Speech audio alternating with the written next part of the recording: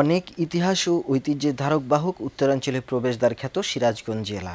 যমুনার তীর ঘেঁষে গড়ে ওঠা এই জেলাতেই জন্ম নিয়েছে সৈয়দ ইসমাইল হোসেন সিরাজী, মোহাম্মদ নজিবুর রহমান সাহিত্যরত্ন, গণিত সম্রাট যাদব চক্রবর্তী এবং কান্তকবি রজনীকান্ত সেনের মতো বহু মনীষী ও গুণীজন।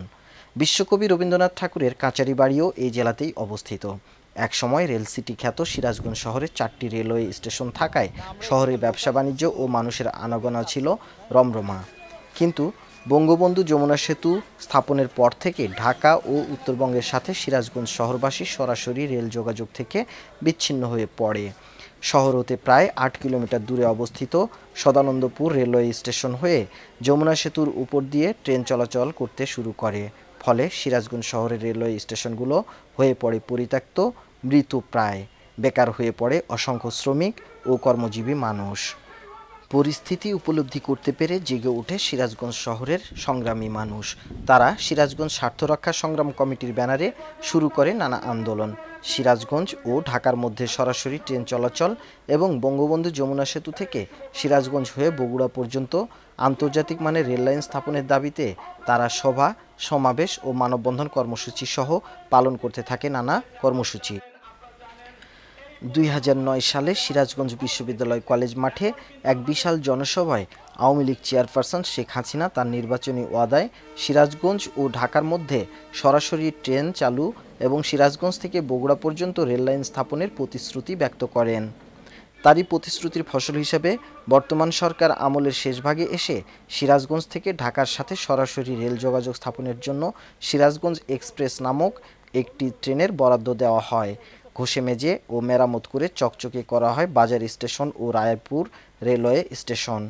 এজন্য ব্যয় অনেক প্রতীক্ষা ও তিতিক্ষার পর অবশেষে 27 জুন এক জমকালো অনুষ্ঠানের মধ্য দিয়ে রেলওয়ে মন্ত্রী মোহাম্মদ মুজিবুল হক উদ্বোধন করেন সিরাজগঞ্জ এক্সপ্রেস ট্রেন। উদ্বোধনকালে তিনি সিরাজগঞ্জবাসীকে দেশের এই মূল্যবান সম্পদ রক্ষার জন্য দাবি জানান।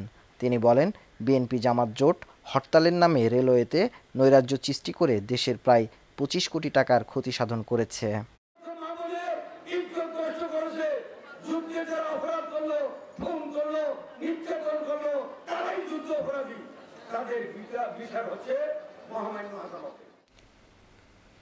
এদিকে সিরাজগঞ্জ থেকে ঢাকার সাথে সরাসরি ট্রেন চালু করায় বর্তমান সরকারকে অভিনন্দন জানিয়েছে সিরাজগঞ্জের সর্বস্তরের জনগণ। তবে সিরাজগঞ্জ থেকে বগুড়া পর্যন্ত রেললাইন স্থাপনের এখনও কোনো উদ্যোগ না নেওয়ায় ক্ষোভ ও হতাশা রয়েছে তাদের মধ্যে। এ প্রসঙ্গে সিরাজগঞ্জ স্বার্থ রক্ষা সংগ্রাম কমিটির আহ্বায়ক ডাক্তার জহুরুল হক রাজা বলেন, সিরাজগঞ্জ একসময় 4টি রেল স্টেশন ছিল এবং সারা ভারতে এবং বাংলাদেশের পূর্বাঞ্চলের সঙ্গে এই সিরাজগঞ্জের মাঝ দিয়ে যোগাযোগ রক্ষা করা হতো। কিন্তু বিগত 2001 সনের পর থেকে আমরা দেখতে পেলাম যে সিরাজগঞ্জের এই রেলওয়ে স্টেশনগুলি একে একে বন্ধ হয়ে যাচ্ছে এবং যে আগে 14 থেকে 16টি ট্রেন, যাত্রীবাহী ট্রেন এবং অনেক মালবাহী ট্রেন চলাচল করত, সেগুলি একে একে বন্ধ হয়ে যাচ্ছিল। এবং সিরাজগঞ্জের যে রেলওয়ের একটা বিরাট জায়গা, প্রায় 1200 একর জায়গা আছে রেলের, সেই জায়গাগুলি বেদখল হয়ে যাচ্ছিল এবং অসামাজিক কর্মকাণ্ডের আড্ডা এবং জায়গায় পরিণত হচ্ছিল। একদিকে সিরাজগঞ্জ অর্থনৈতিক দিক দিয়ে, বাণিজ্যিক দিক দিয়ে ক্ষতিগ্রস্ত হচ্ছিল, সামাজিক দিক দিয়েও অবক্ষয়ের দিকে চলে যাচ্ছিল।